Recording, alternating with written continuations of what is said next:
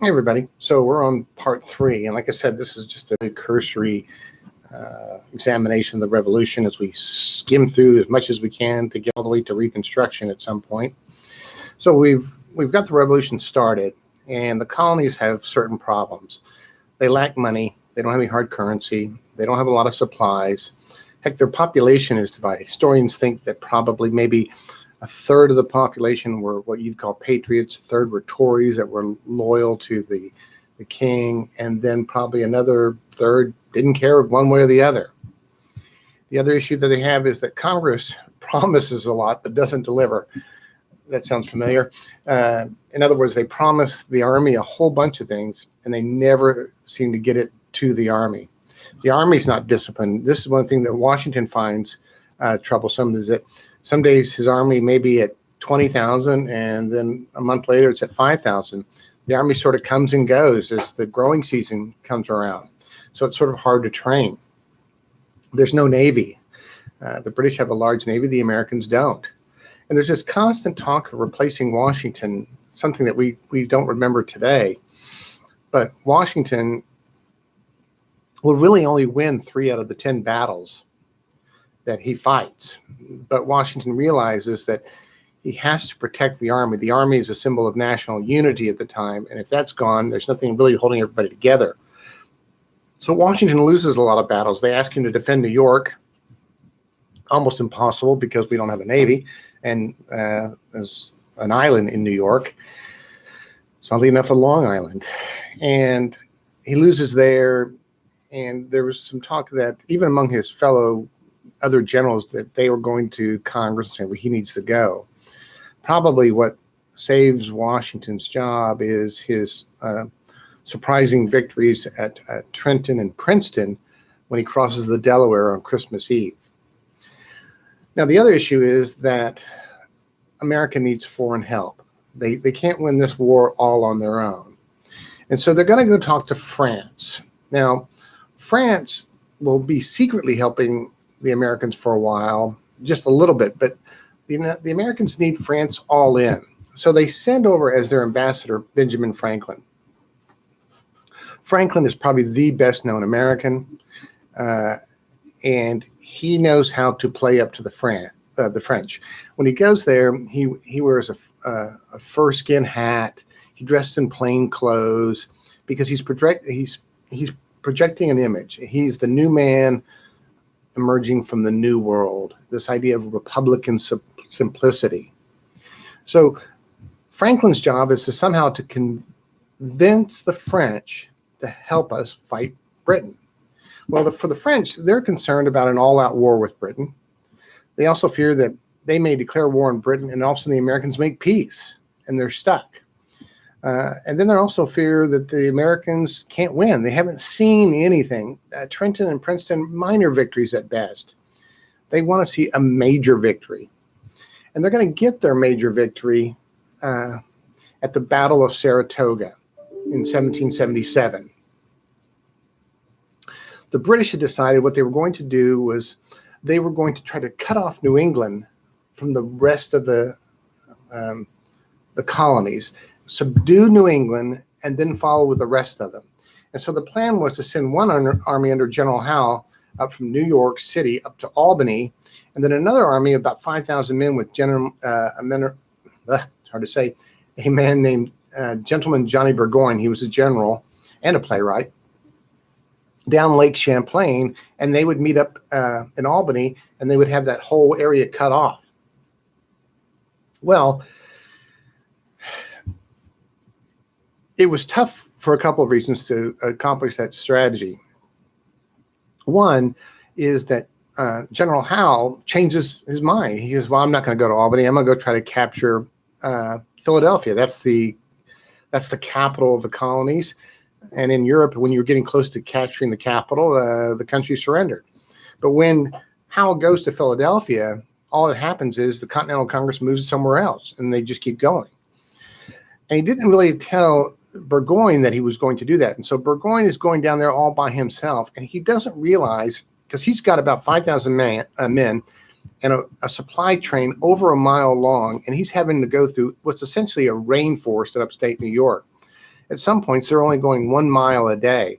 And the slower they go, then they start losing men to illness. Their Native American guides start to desert them. They start running low on supplies. It's tough. Well, they are ambushed by the Americans at a place called Saratoga. And this will become the Battle of Saratoga, in which the Americans will beat the British and have 5,000 British soldiers surrender. And oddly enough, the hero of this battle is Benedict Arnold, probably America's most famous traitor at the time. He has a horse shot out from him, he's injured, and he leads the charge to defeat the British.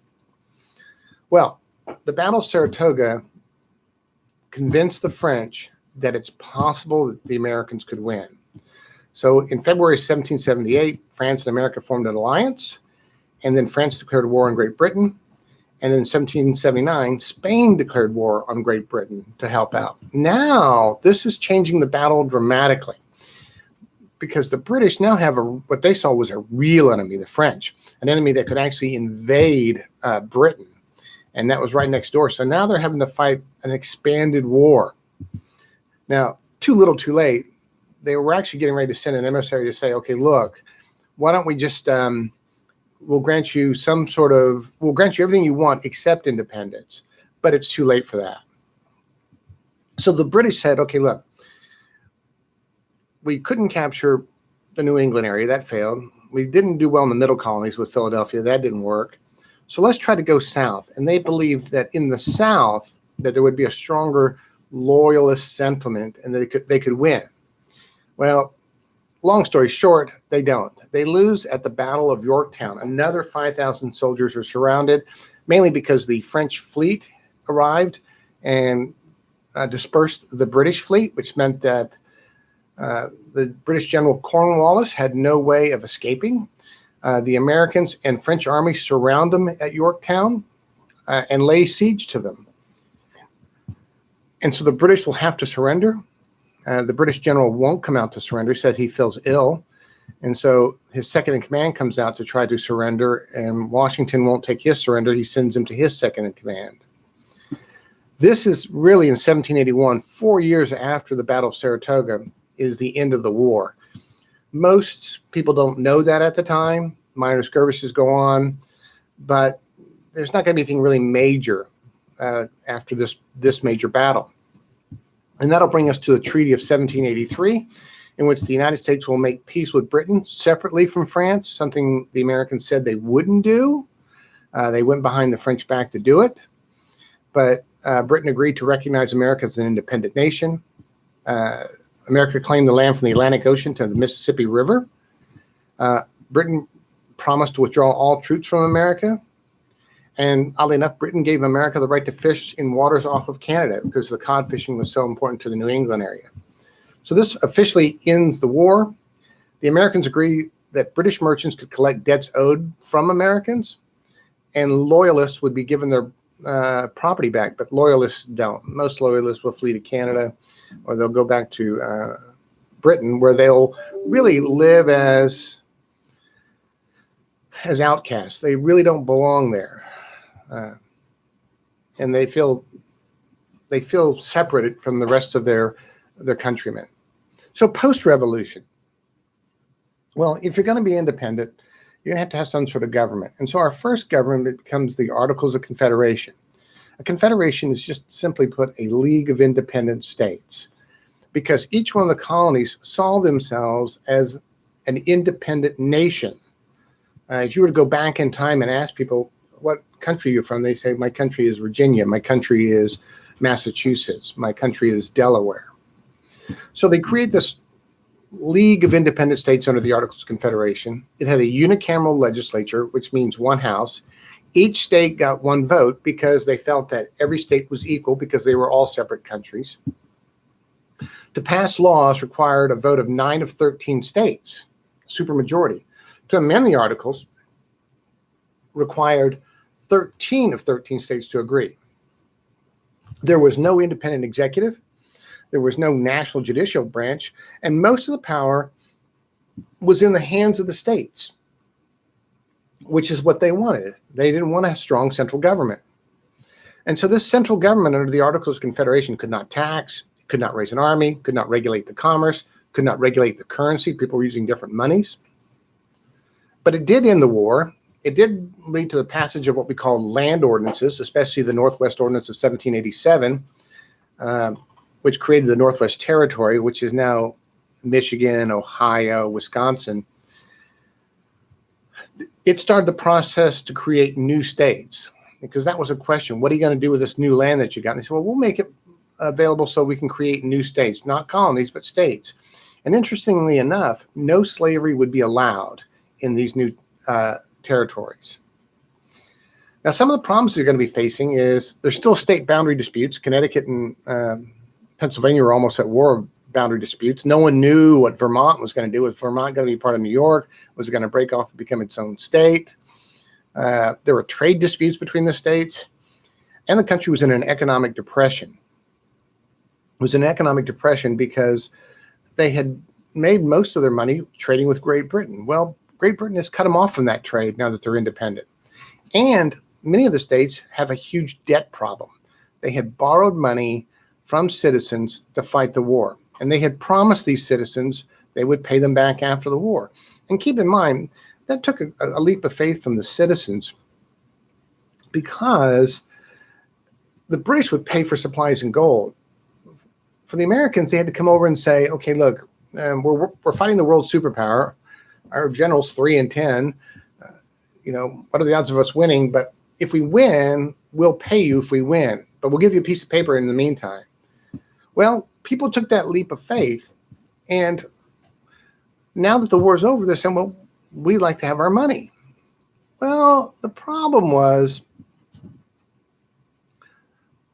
the state didn't have any money because it made its money from trade. So Massachusetts and several other states, but we'll hit Massachusetts mainly. Massachusetts came up with a solution. They said, what we're going to do is we're going to create a tax. And we're going to create a tax that affects primarily small farmers. And we'll use this tax to pay off our war debts to wealthier people from Massachusetts. Well, this was tough. This was tough because for farmers, small farmers, they were in the middle of a depression. And if you didn't pay your taxes, they would foreclose on your farm, sell it off, and you would get nothing, because what they'd sell it off for is the back taxes. And they still do this kind of things here in the United States. They just have foreclosure auctions all the time at the county courthouse, as it's always been.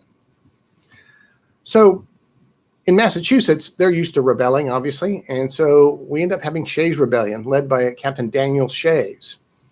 And what Shay and his men do is they go around to the county courthouses and shut them down. They threaten to hang the judges or tar and feather the judges. If the courthouse is closed down, then you can't foreclose on farms. And they keep moving from place to place, shutting down these courthouses.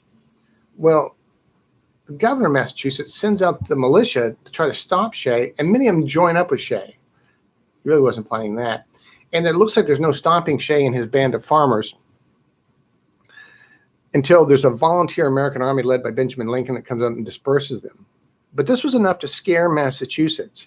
So they came up with a new plan to solve their debt crisis, which pretty much was passing a law saying we don't owe this money anymore, which now is trampling on the rights of creditors, right? Because you had loaned them the money. Imagine today that you're close to retirement and you've bought, I don't know, at 70, you probably have about $2 million in government bonds because they're safe investments. And at that point, the government says, well, look, we're in debt. We're not going to pay you your $2 million. You'd be upset. So now they're trampling on the rights of the creditors. And for the elites of society and the well-educated, now they're starting to really think about this whole democracy experiment. They're thinking, well, look, if democracy is going to be led by just a bunch of guys in pitchforks, is that really the best way to go? There is some talk about even bringing a king over. There's supposedly the rumor is they went to a Prussian king or Prussian prince and said, why don't you come over and rule us? And that's the rumor that goes around. So obviously things need to change, but how they'll change is a discussion for the next unit. So in the meantime, that's everything. I will try to do a test review before your first test, but I got most everything you needed on there. So good luck. This is the end of Unit 1.